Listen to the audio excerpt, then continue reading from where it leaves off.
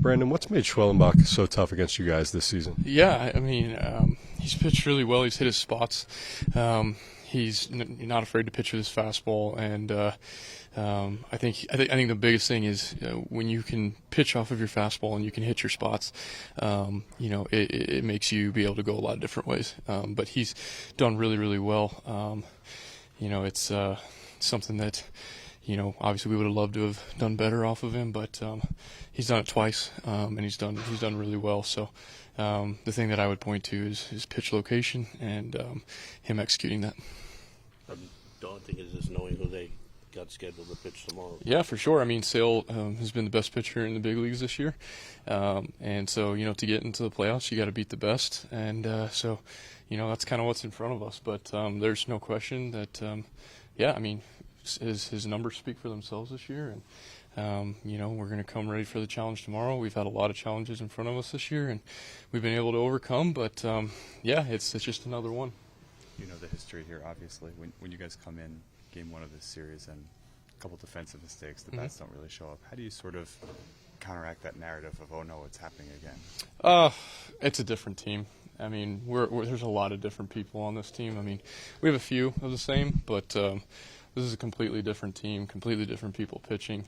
It's just they're a good team. That's part of it. They played well tonight.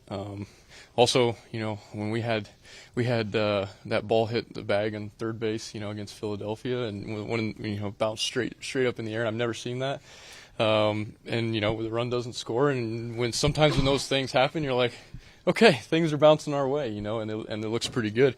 There was a few hit balls that just kind of found their way for them, and we hit some balls hard that got caught and went straight at people, and that's going to happen in baseball. That's why you play 162 games. You hope that the averages or the mean is close at the end, but. They're a good team. They're not just going to roll over and die for you. So, we know that we're up for a challenge, but it's a completely new team. It's, even on their side, it's new people. For me, it's just a new challenge, and Sale has been one of the best pitchers, if not the best pitcher in the big leagues this year. And you just look at it as, this is who we've got tomorrow. You game plan, and you take it the same way that we did the Philadelphia series. And we've done it, over and over again, just to get into this position in September. So, I think that's how you try and differentiate it. Obviously, this wasn't the execution that you guys wanted to start the series with, but was this the energy that you wanted to start it with? I think the way the game kind of unfolded, there wasn't a whole lot of energy to build on.